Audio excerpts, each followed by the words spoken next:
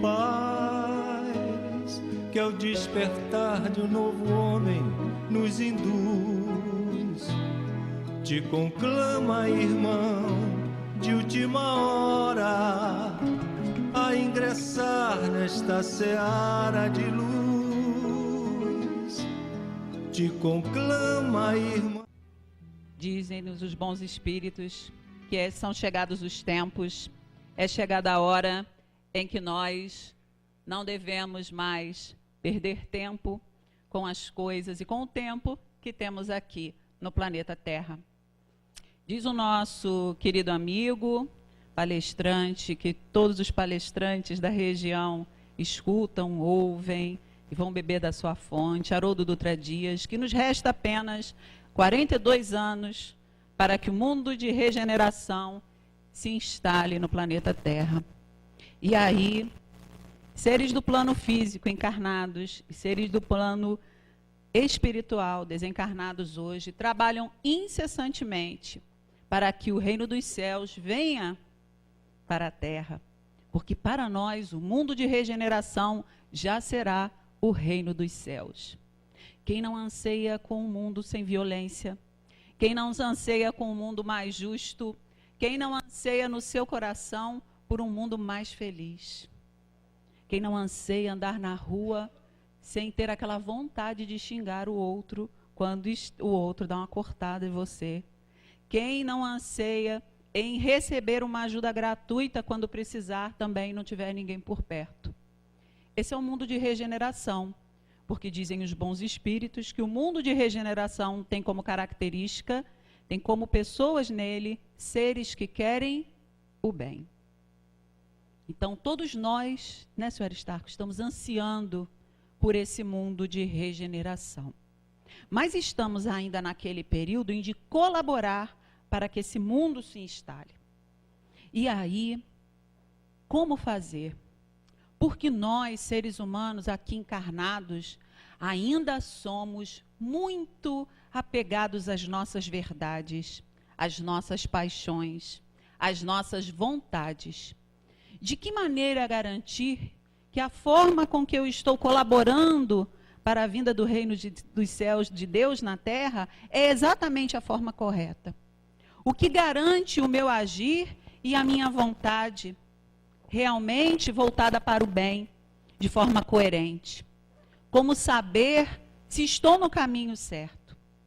Nós hoje vamos rever alguns conceitos sobre oração, sobre prece, porque acreditamos que estar em prece, estar em oração, significa andar no caminho reto do bem.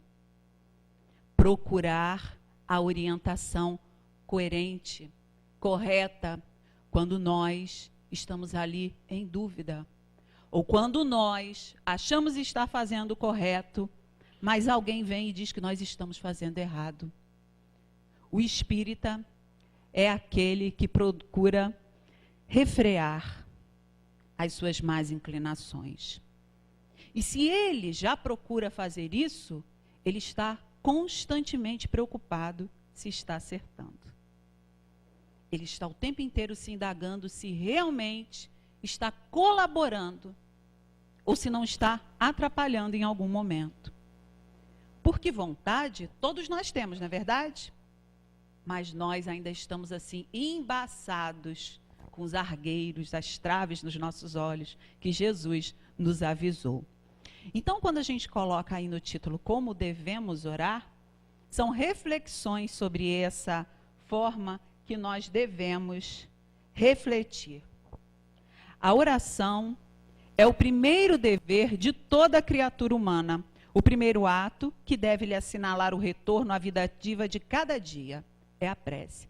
Aprendemos isso lá com a nossa avó, com aquela tia querida que era religiosa, com a nossa mãe, com o nosso pai. Meu filho, você quando se levantar, entrega a sua vida nas mãos de Deus e vai dar tudo certo. E nós, pequeninos, acreditávamos nisso. Mas ainda, no nosso recordar existencial, colocamos, na maioria das vezes e para a maioria dos seres, tudo isso numa proposta física. Vou colocar minhas vidas nas mãos de Deus, porque eu já tenho um problema para resolver no banco e vai dar tudo certo. Então a gente ainda condiciona tudo isso ao aspecto físico. Mas olha, ele é o primeiro dever de toda criatura. Nós vamos voltar a essa instrução dos espíritos lá no final do nosso texto, do nosso estudo, perdão. Porque, para a gente entender como a gente chegou aqui, nesse conceito que nós temos de orar e de falar com Deus, é preciso que a gente entenda onde isso começou. Então, nos orienta a espiritualidade que nós já nascemos com uma instalação de fábrica, né?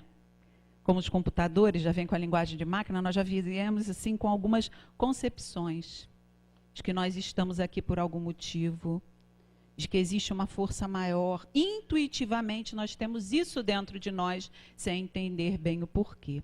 E aí, os paleontólogos, os estudiosos da área que estudam o desenvolvimento humano, desde há 35 mil anos atrás, observaram uma coisa muito interessante. Os homens, naquela época, 35 mil anos atrás, aqueles seres bem embrutecidos, eles já enterravam os seus queridos quando eles desencarnavam, numa forma muito interessante.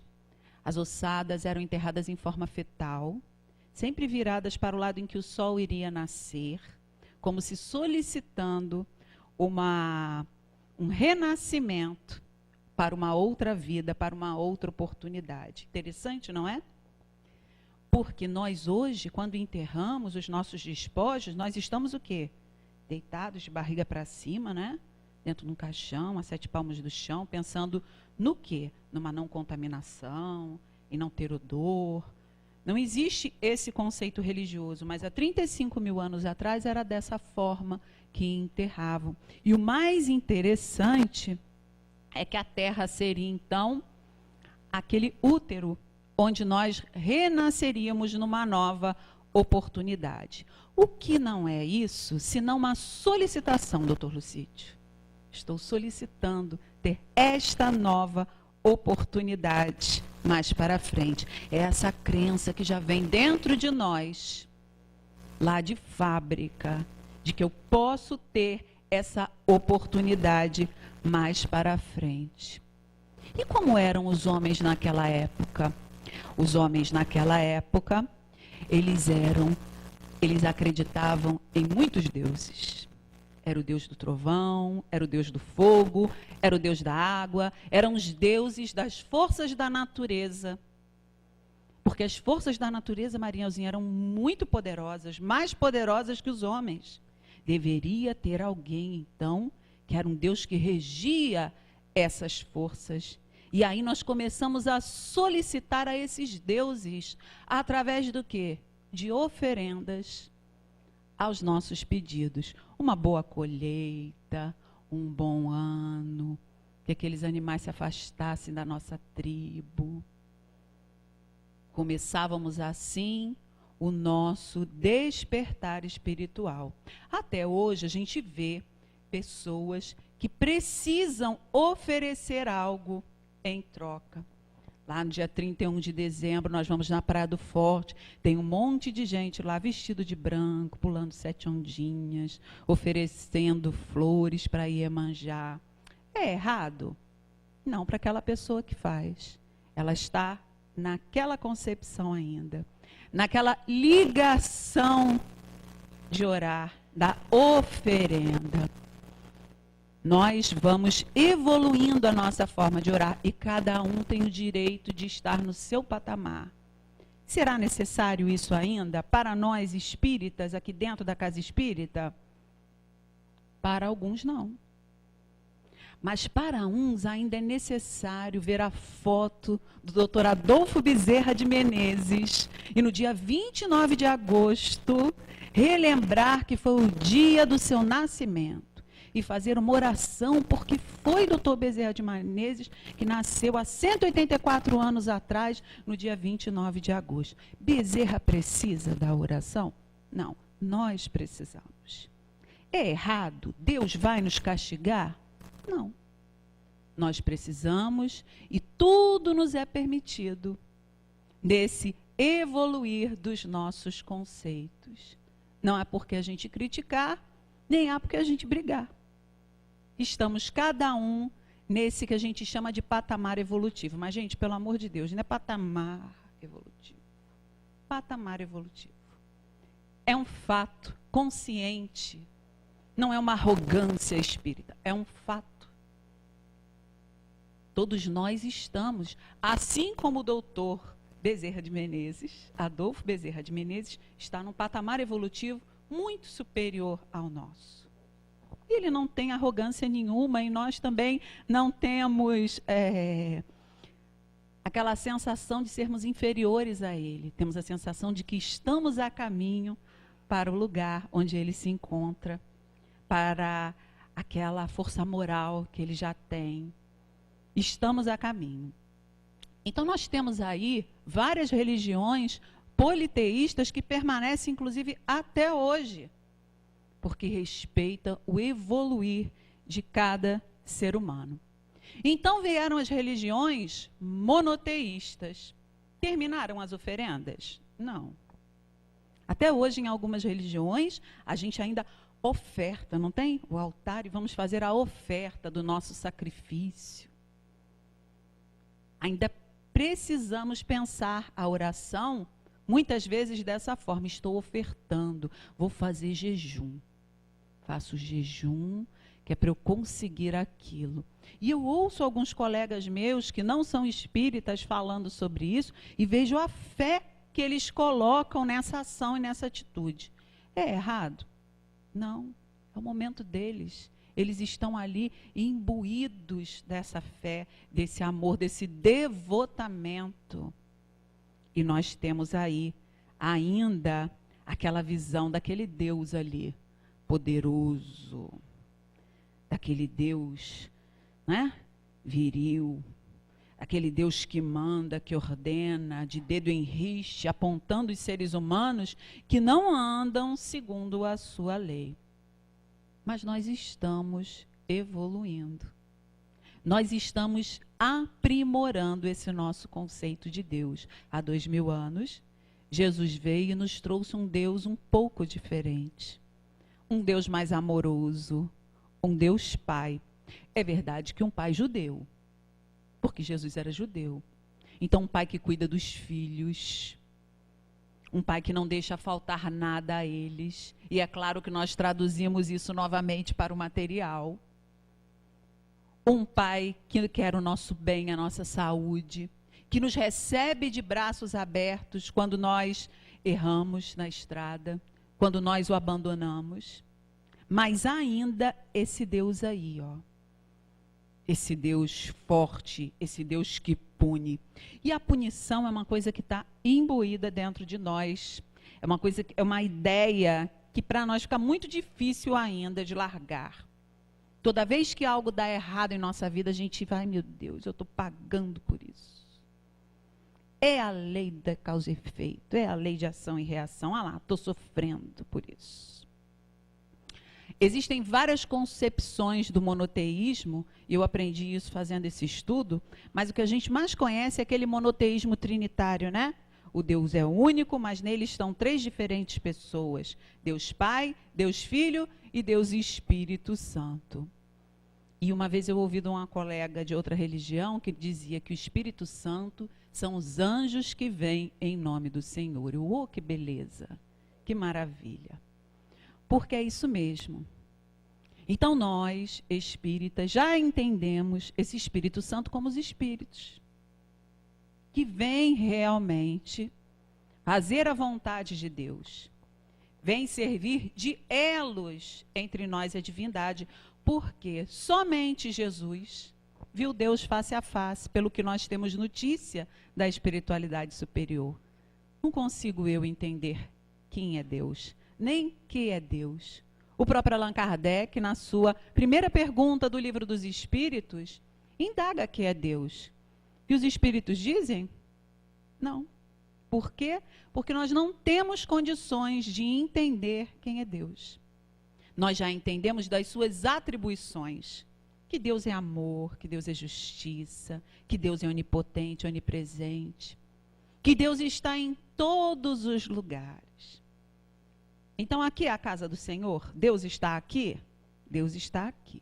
Deus está ali no meio da rua? Deus está ali no meio da rua. Deus está dentro da penitenciária? Dentro da penitenciária, dentro dos estádios de futebol, Deus está dentro dos prostíbulos, Deus está dentro dos hospitais. Deus está em todos os lugares, porque Ele consegue saber até do fio de cabelo que cai da minha cabeça. E eu não consigo ver esse Deus, não consigo entender esse Deus, mas nós estamos a caminho. Porque para que nós possamos evoluir, essa nossa evolução moral, ela precisa que haja uma evolução dos nossos conceitos. Dos nossos conceitos mais simples, como de orar, para os nossos conceitos mais complexos. Não vai haver evolução se não for dessa forma, se não houver uma reflexão sobre tudo aquilo que acreditamos. Então nós oramos ainda muito com o intuito de solicitar alguma coisa.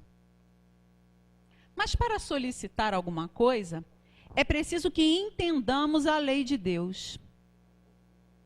É preciso saber que se Ele nos concede ou irá nos conceder alguma coisa, tem que estar dentro dessas leis.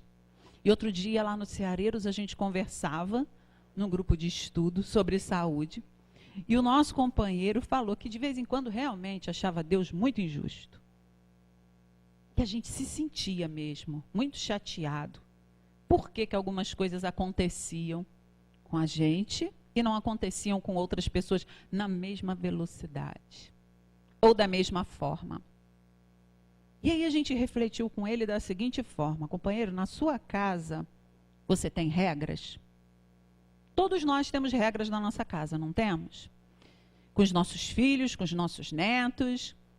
Se eu coloco regras na minha casa e alguém quebra uma dessas regras, o que que a gente faz? A pessoa, Fernanda, tem que se adequar àquela regra. Se ela sujou, ela tem que limpar. Não é verdade? Se ela desarrumou, ela tem que arrumar. Porque se você cria uma regra e a regra não é cumprida e você não faz nada para manter essa regra, a coisa fica sem ordem. E como nós vemos Deus pela sua obra, nós percebemos que tudo está funcionando perfeitamente. Tudo está ali, ó. As plantas, na sua forma de se alimentar, os homens, os seres, está tudo em equilíbrio, a não ser quando o homem desequilibra em algum ponto. Então existe uma regra, regras que Deus colocou nessa casa dele, que é o universo, das quais nós somos participantes e estamos aqui no planeta Terra.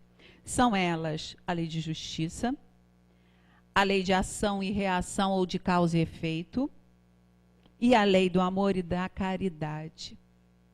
Essas duas aí, primeiro, nós invocamos muito quando a gente se acha injustiçado. Mas Deus gosta muito da última também, lei de amor e de caridade. Então, como nós não compreendemos, porque nós ainda somos falhos, ainda estamos evoluindo nos nossos conceitos, nós às vezes achamos que Deus é injusto. Quem é que vai achar que Deus é justo no momento de doença? Obrigada, meu Deus, eu estou aqui me matando. Que maravilha, estou morrendo de dor, mas sei que você está fazendo isso para o meu bem. Ninguém fala isso sorrindo. Todo mundo, no máximo, é resignado com aquela dor, com aquele momento, mas não vai ficar rindo nem agradecido.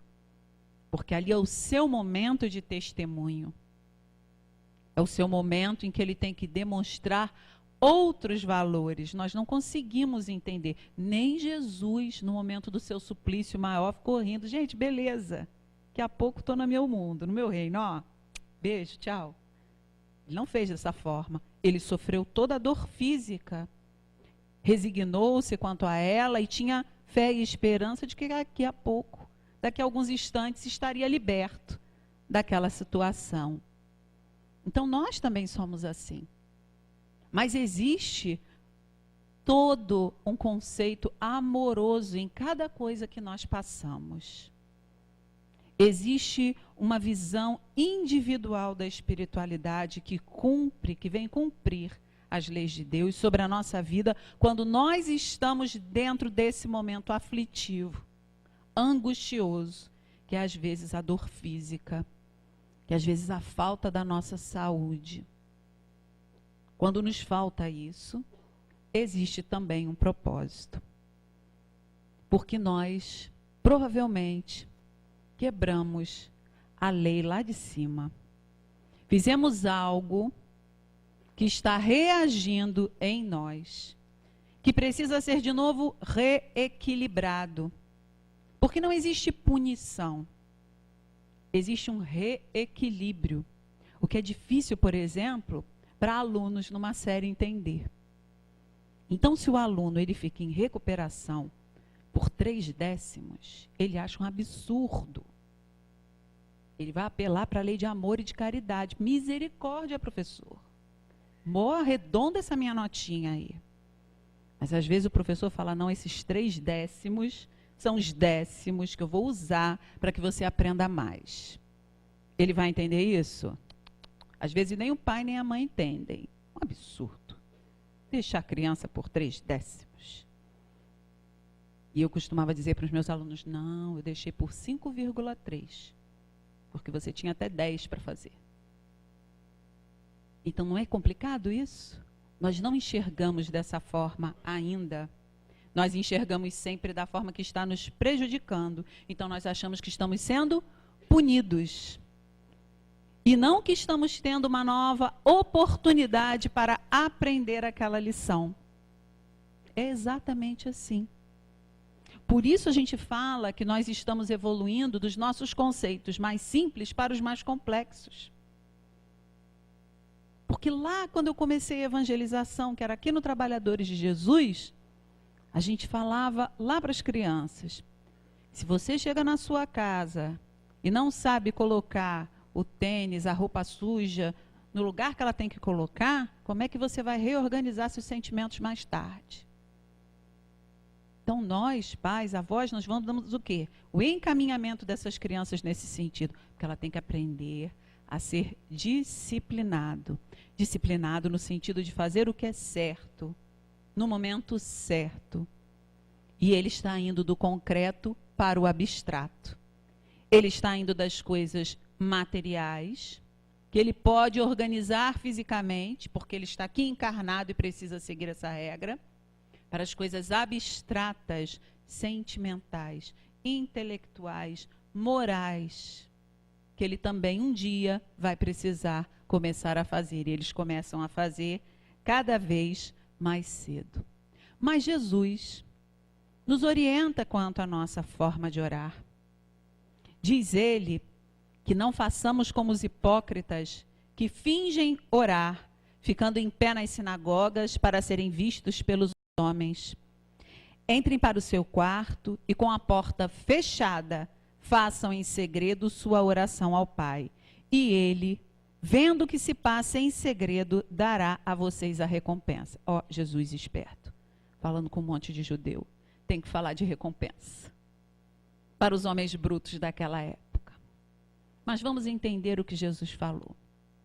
Então, há poucos instantes, nós comentamos que Deus está em todos os lugares. Mas nós, seres imperfeitos ainda, envolvidos pela vida física, não o percebemos. Não o vemos nem de longe, quanto mais face a face. E vamos nos conectando, nos sintonizando com todos aqueles que emitem vibrações energéticas que nós emitimos.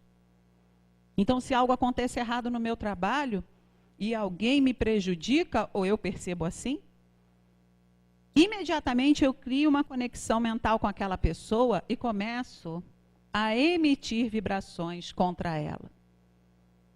É assim que funciona. Estamos conectados. E aí, quando eu saio na rua, eu vou vibrando dessa forma e vou me conectando a tantos outros seres, encarnados e desencarnados, que estão na mesma faixa vibratória. Por isso Jesus recomenda, quando quiseres orar, entre para o seu quarto. É o primeiro momento de desconectar. Eu quero fazer a minha oração. Eu estou desequilibrado energeticamente. eu não estou pensando coisas boas, não estou feliz, eu preciso entrar em sintonia com Deus. Porque aqueles que vão para fora e fazem a oração na frente dos outros, podem estar simplesmente emitindo palavras. Mas se eu quero realmente me sintonizar com Deus, preciso entrar para o meu quarto, onde ninguém me vê, e estabelecer conexão. E com quem é que eu vou estabelecer conexão? Quem vai ser o meu intermediário? Os espíritos amigos, que fazem essa conexão comigo e com Deus. Eles vão fazendo com os espíritos mais elevados até que chegue a Ele, até que eu possa senti-lo. Porque, como a gente já falou, Ele sabe de tudo que acontece conosco. E a gente não entende como isso acontece. Mas eu quero senti-lo. E eu não consigo dessa forma. Eu só consigo fazendo conexão com o espírito que está próximo a mim. Eu só consigo falando com alguém com que eu consiga entender. E é por isso que quanto mais a gente ora, quanto mais a gente medita, a gente mais amplia essa nossa conexão, essa nossa sintonia. A gente vai conseguindo criar um vínculo com esse amigo que a gente tem. E nas novas técnicas de administração, nas novas técnicas do nosso mundo físico, hoje existem os coachings. O coacher é aquela pessoa que te ajuda no seu serviço a chegar em um objetivo. Ele te treina para isso. Seu foco é esse. Olha que beleza. Aí a gente sabe que no mundo físico é tudo uma cópia imperfeita do mundo espiritual. Nós temos um coacher desde que nascemos. Nosso mentor. Nosso orientador espiritual. Qual é o nosso objetivo? Evoluir nessa encarnação. Cumprindo certos objetivos que nós traçamos quando estávamos desencarnados e antes de reencarnarmos nos preparamos para isso. Mas ele está ali o tempo inteiro ao nosso lado, querendo o nosso sucesso e que nós alcancemos esse objetivo. Como eu vou saber se estou fazendo isso da forma correta? Eu vou entrar em sintonia com ele. Eu vou orar. Os bons espíritos, eles são simples. Eles falam que você não é para agradecer nem pedir nada a eles, que é para pedir a Deus. Mas são eles que são as pontes para que nós possamos entrar em contato com Deus. Jesus ainda nos dá um outro alerta. Se tiverem alguma coisa contra seu irmão, perdoem-no, para que o Pai que está nos céus também possa perdoar os pecados que vocês cometem. Pois aqueles que não perdoam também não serão perdoados. Ó, de novo, Jesus tem que ser duro conosco. Vamos voltar à situação. Nós estamos lá com aquele problema, com aquela pessoa. Eu preciso orar. Eu preciso me desconectar daquela pessoa. Como é que eu me desconecto? Começo perdoando. Senhor, me ajuda a não pensar mais nessa situação. Que eu consiga anular tudo que eu estou pensando de errado contra essa pessoa. Ela também erra como eu estou chateado, mas eu não quero, Senhor. Olha, você já está colocando para fora tudo aquilo que você está sentindo de errado. Você não está sendo hipócrita. Você não está falando que você é bonzinho, que ele é ruinzinho. Não, você está falando que você não consegue se desconectar, que ele o ajude. E aí se acercam de nós quem? Os bons espíritos para nos ajudar nesse propósito. E nós conseguimos. Por isso que Jesus fala, ó, se você não perdoar o pecado do seu irmão, você também não terá o seu pecado perdoado. Porque você vai ficar o tempo inteiro ali, ó, naquela conexão doentia com ele, naquela sintonia, naquela troca de farpas mentais, de energia ruim. Já perceberam como é assim, quando você está com raiva de alguém? Quando você começa a pensar e você vai ficando com mal-estar? Parece que você fica cada vez mais irritado, cada vez mais nervoso. É por isso que a recomendação é que a gente domine isso. Saia dessa sintonia. Corte esse vínculo. Para que nós possamos estabelecer a conexão com Deus, uma conexão muito mais saudável. Segundo o Espiritismo, segundo Joana de Ângeles, a prece é antídoto eficaz para todos os estados de perturbação da mente e do coração. Funciona como claridade superior que verte da vida e penetra os absconsos recantos do sentimento humano. Mas como nós não somos Joana, né? Absconso é aquilo que se esconde ou que se mantém secreto. Então, tudo aquilo que fica lá, ó, secreto, em segredo, no meu sentimento. Todos nós sabemos que nós não contamos tudo para todo mundo. Ninguém fala de tudo que sente, em todos os momentos. Porque nós nos protegemos. Mas quando a gente tem que falar com Deus, a gente não pode esconder nada. Até porque o nosso coacher, que está ali ao nosso redor, está sabendo do que está acontecendo. Então é por isso que quando a gente está chateado com alguma situação que a gente conhece, Senhor, você viu aquela situação que aconteceu na minha vida? Ai, que ingratidão de fulano comigo. Aí vem uma vozinha, não sabe-se lá da onde.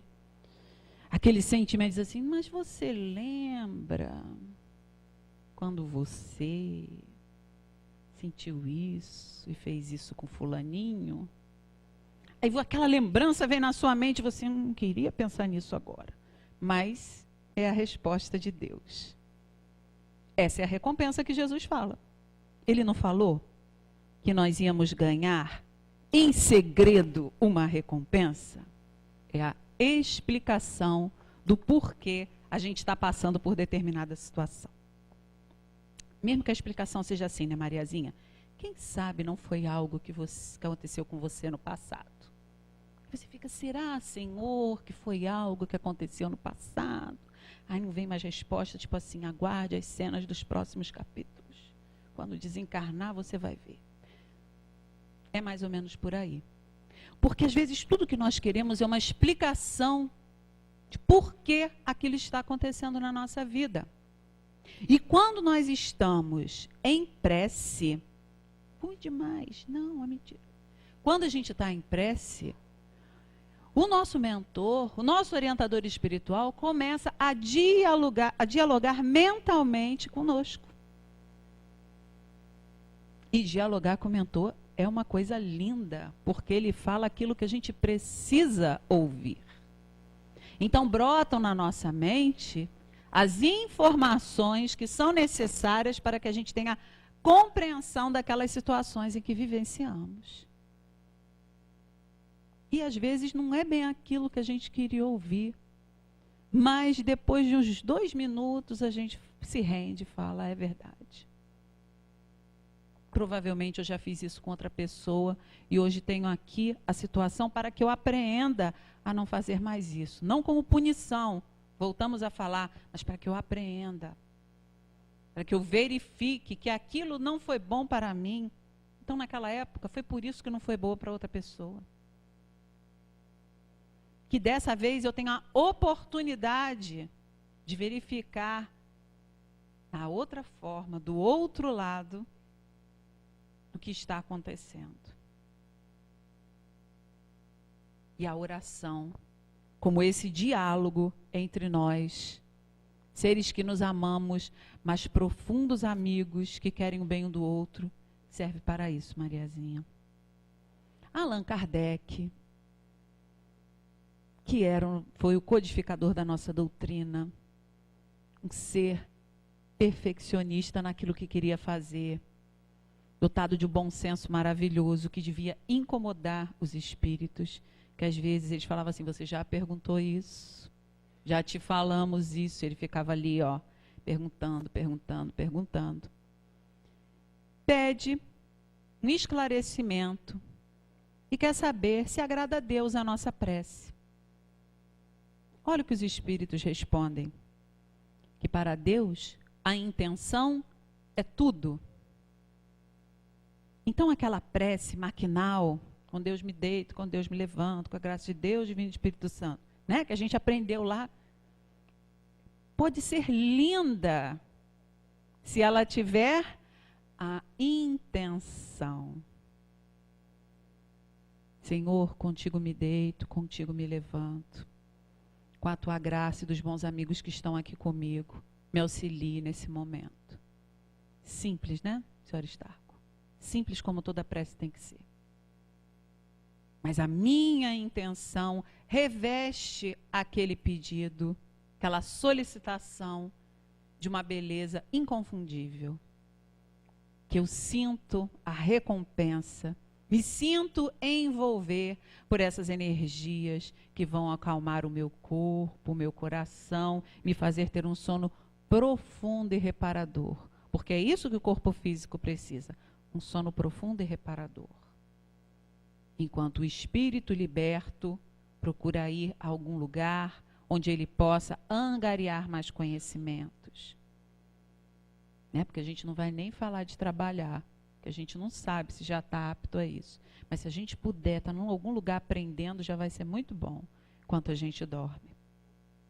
Allan Kardec, não satisfeito, pergunta então, qual o caráter geral da prece? Louvar, pedir, agradecer.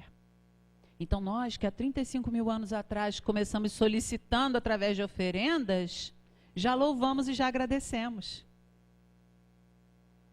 Pedimos muito ainda, mas já louvamos e já agradecemos. Obrigada, Senhor, porque hoje eu tive um dia muito bom. E dá-lhe no Facebook agradecimento pelo dia de hoje. Precisa, segundo Jesus, lá? Hoje a sinagoga moderna é o Facebook, né, doutor Lucídio? Sinagoga moderna, está lá, estampado. Se para Deus a intenção é tudo, obrigada, Senhor, não preciso nem postar no Facebook. Obrigada, Senhor. Simples assim. O louvor já é uma coisa assim de quando a gente está em êxtase, né? Eu entendo louvor assim.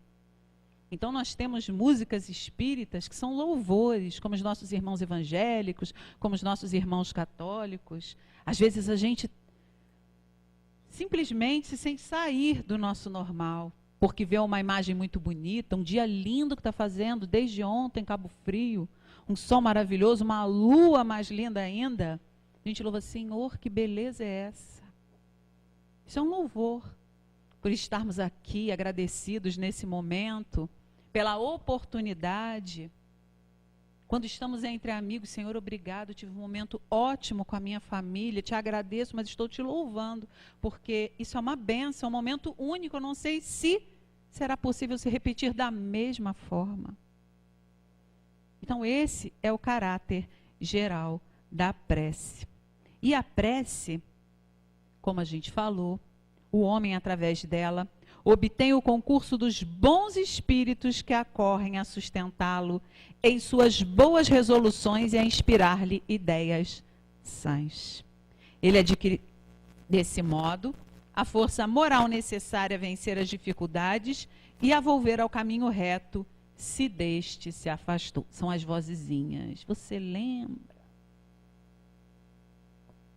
Você que está aí tão chateado com seu irmão porque te fez isso, você lembra que você já fez isso também? Aquelas lembranças, né? Que vêm à nossa mente.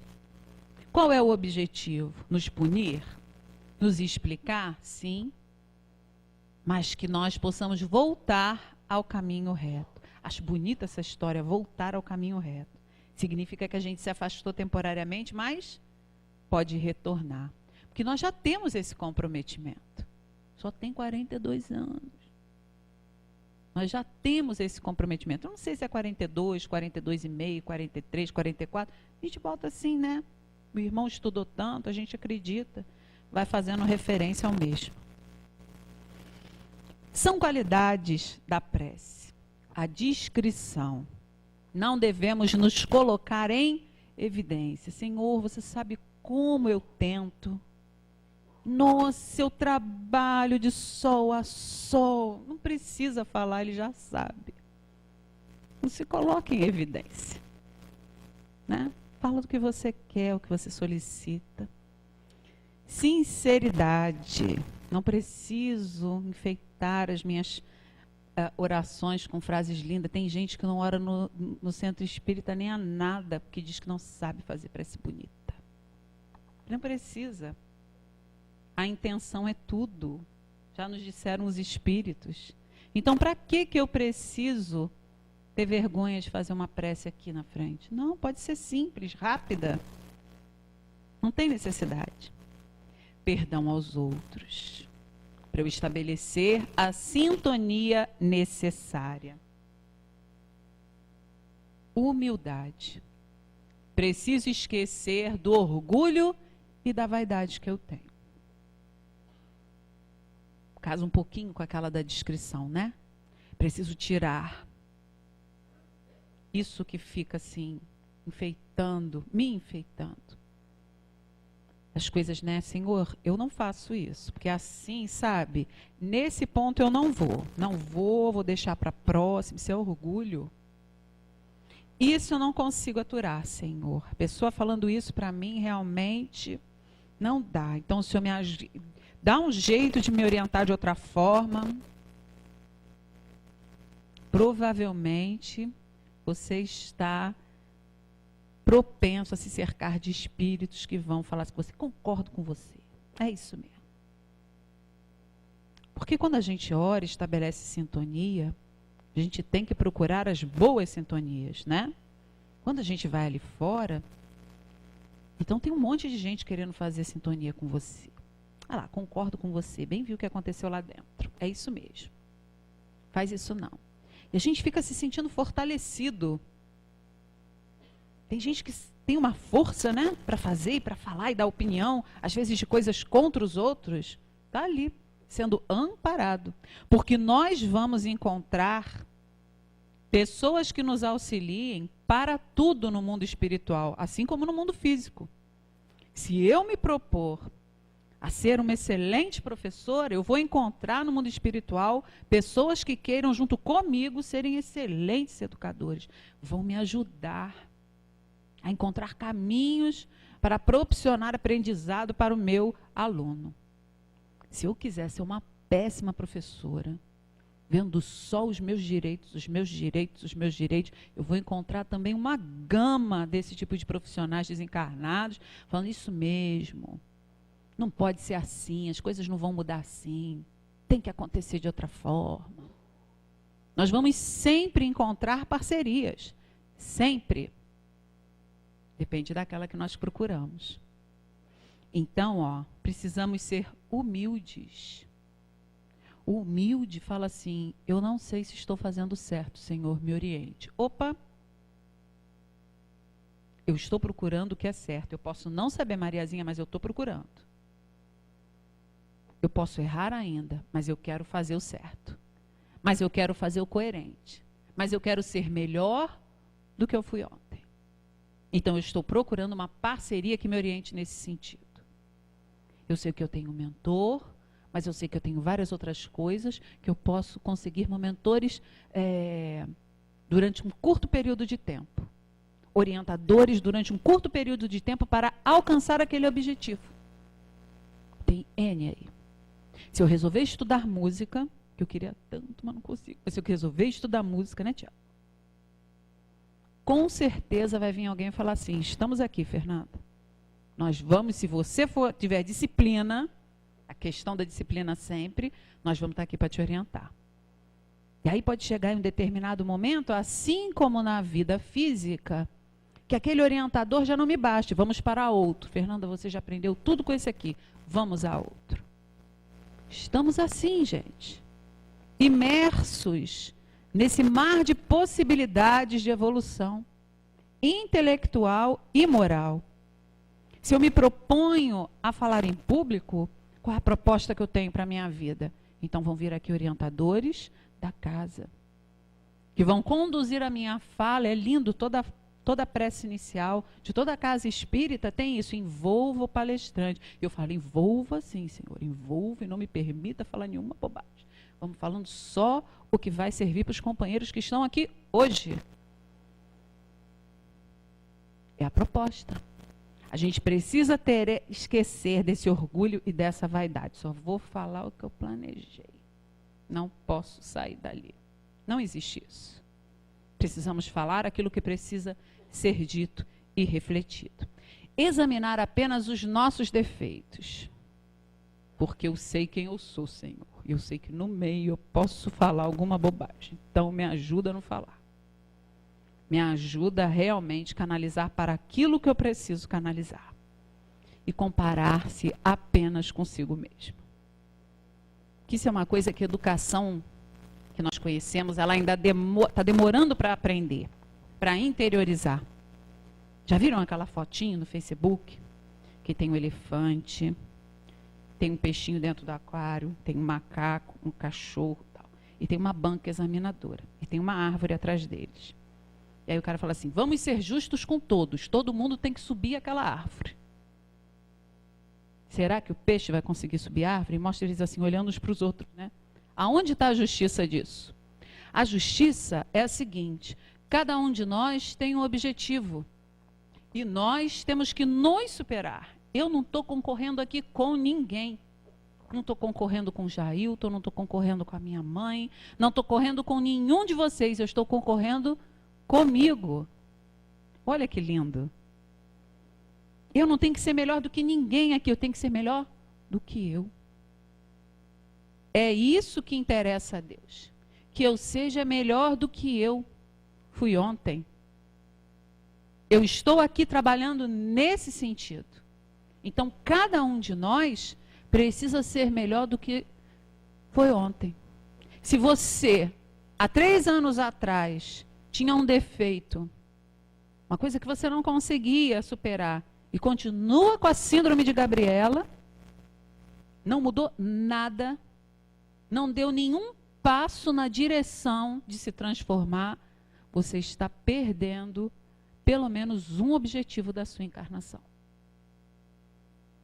Se você acha, por exemplo, que ser sincero e franco é a tônica da sua personalidade, você não quer mudar isso, você está perdendo um dos objetivos da sua encarnação.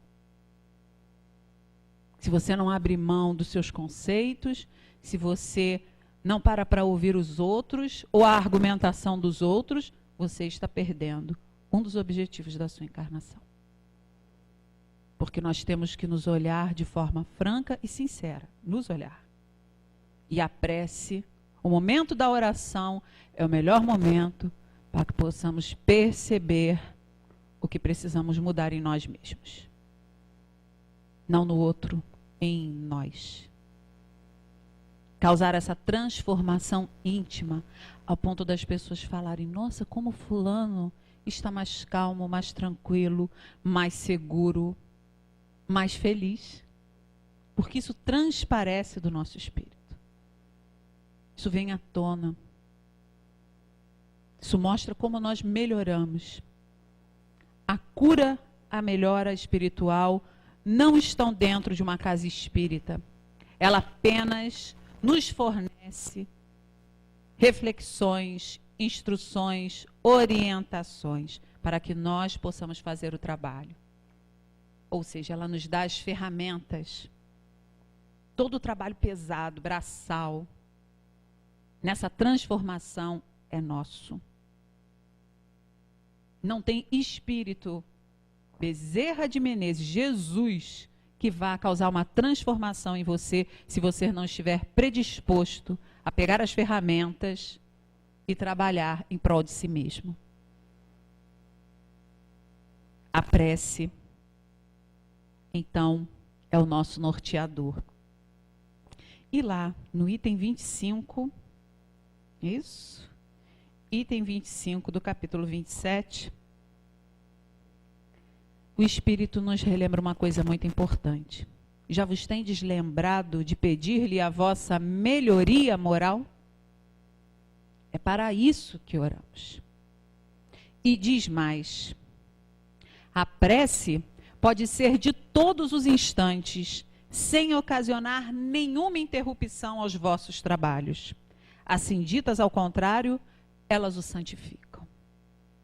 Então nós estamos evoluindo até a nossa forma de orar. Porque quando nos levantamos e entregamos o nosso dia a Deus, quando pedimos que Ele possa estar ali nos orientando, diante das coisas que nós não esperamos passar naquele dia, diante daquilo que eu posso não ter resposta e não saber como me comportar, eu estou santificando as minhas ações. Se eu vou para o meu trabalho imbuído da vontade de contribuir socialmente, sem prejudicar a ninguém que esteja ao meu redor, querendo apenas fazer o meu trabalho da melhor forma possível, eu estou santificando as minhas ações.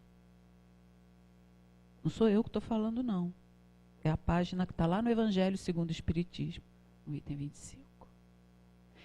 Então, estamos todos evoluindo na nossa forma de orar, para que chegue o momento que nós estejamos, daqui a 42 anos, quero crer eu com 86 anos, vou estar aí.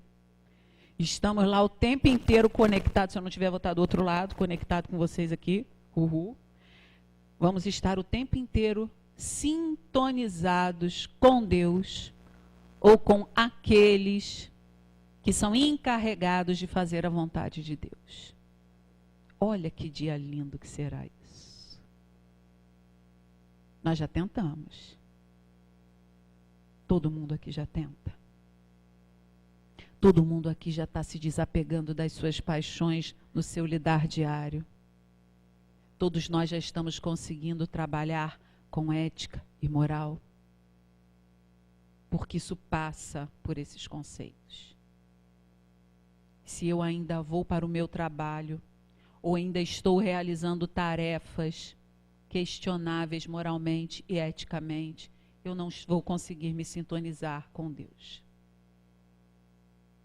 Por mais que Deus tenha amor, caridade e misericórdia para com as nossas atitudes, e Ele respeite o nosso livre-arbítrio, Ele nos aguarda.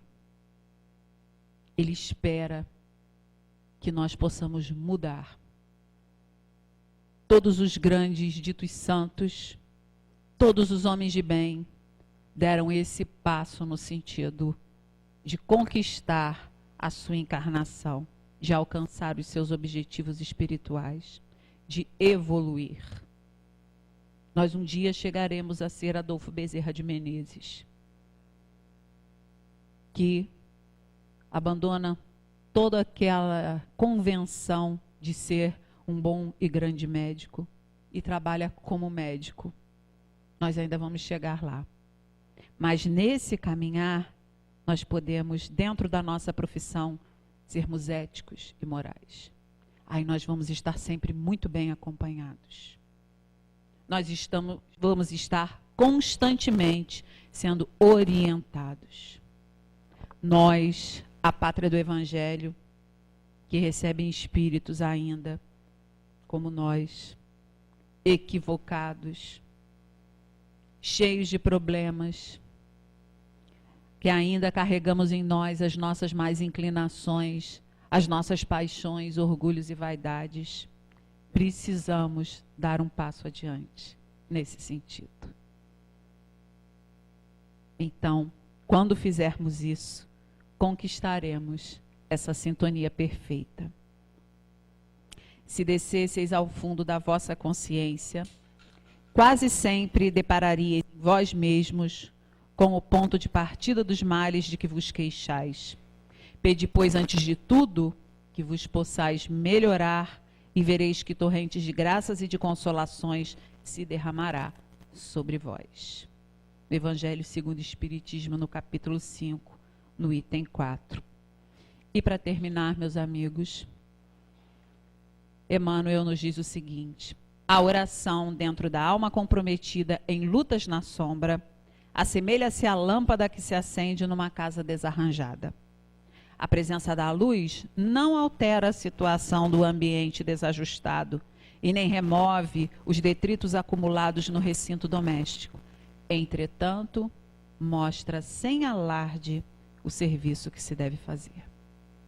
Que nós, meus amigos, possamos, quando essa luz divina nos banhar durante a prece, observar bem em que ambiente estamos instalados e começar a limpeza, o reajuste, para que daqui a 42 anos estejamos aqui nesse mundo lindo de regeneração que eu quero estar aqui, eu não quero ir embora.